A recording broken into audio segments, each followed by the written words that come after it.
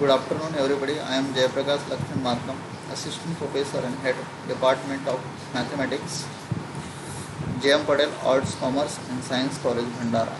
Today's lecture topic is two-body central force problem in the subject of mechanics. Content or introduction, equivalent, one-body problem, equation of motion and first integral, viral differential equation for the orbit and integral power law force field. We see some basic definition. First, we see the central force. A force which is direct toward a fixed point O is called center force. Central force. The fixed point O is called center of a force, central orbit. The path described by a particle moving along a path plane curve under central force is called as a central orbit. And next, some basic definition is central mass relation. First of all, we consider conservative system of two particles of masses m1 and m2 and position vector r1 bar and r2 bar respectively with respect to some fixed point phi O as shown in figure.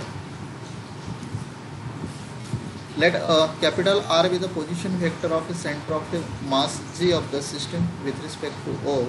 Then capital R bar is equal to m1 r1 bar plus m2 r2 bar divided by m1 plus m2, and this is called as center mass relation. And second definition is, if the force acting on system of a two particle are those due to interaction only, then the potential energy of the system is the function of distance between two particles. Hence, the potential energy is V is equal to V of R, and where R is equal to R bar, which is equal to R1 bar minus R2 bar. We see here first theorem. The statement of theorem is, prove that the problem of motion of two masses interacting only with one another always be reduced to problem of motion of a single mass. The proof of this theorem is, the consider a conservative system of a two particle of masses m1 and m2 and position vector r1 bar and r2 bar with respect to fixed point O as shown in figure. Already we see that the basic definition center mass relation, and that definition here we use. Let capital R be the position vector of center of mass G of the system. Then we have capital R bar is equal to m1 r1 bar plus m2 r2 bar divided by m1 plus m2, and which is implies that m1 r1 bar plus m2 r2 bar, which is equal to denominator multiply with capital R bar, and which is equal to m1 plus m2 bracket and into capital R bar. This is the equation number 1. Now we derive kinetic energy and potential energy of the system.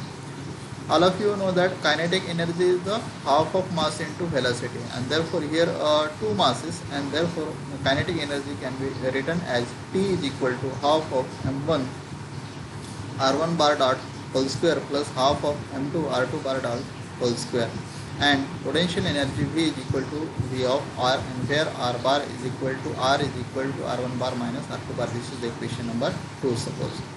Now we derive Lagrange's of the system, and Lagrange's of system is L is equal to kinetic energy minus potential energy. Now we put the value of kinetic energy and potential energy, we get equation number 3rd. And from this equation number 3rd, we find R1 bar, R2 bar in terms of R1 bar dot and R2 bar dot.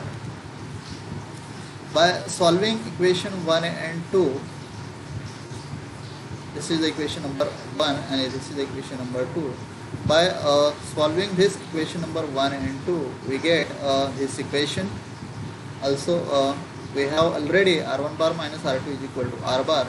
By simplifying this, we get R2 bar is equal to R1 bar minus R bar. This is equation number B, suppose, and R1 bar is equal to R2 bar plus R bar.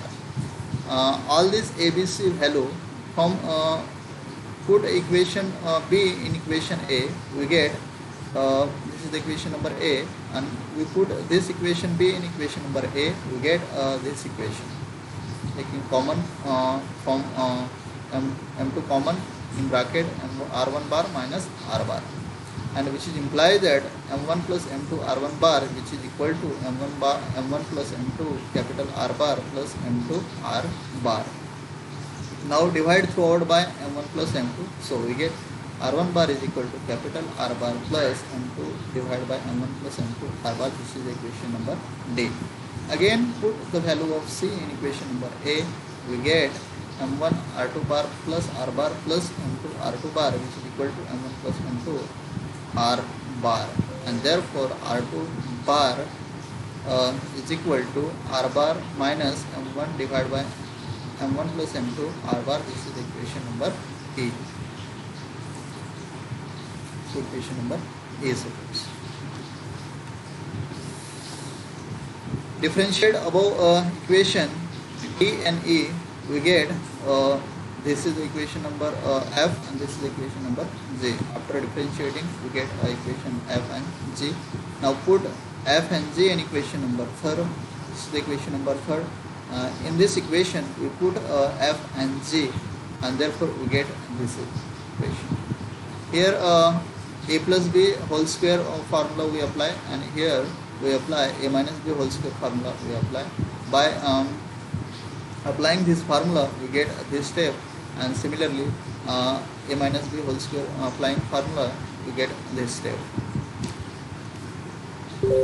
Now L is equal to half of m1 plus m2 r bar dot square plus half of m1 plus m2 r2 bar square, and similarly L is equal to half of m1 plus r2 bar dot square.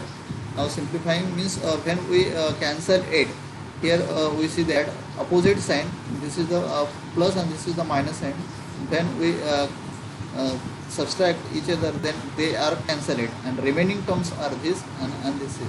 So after simplifying, we get this step.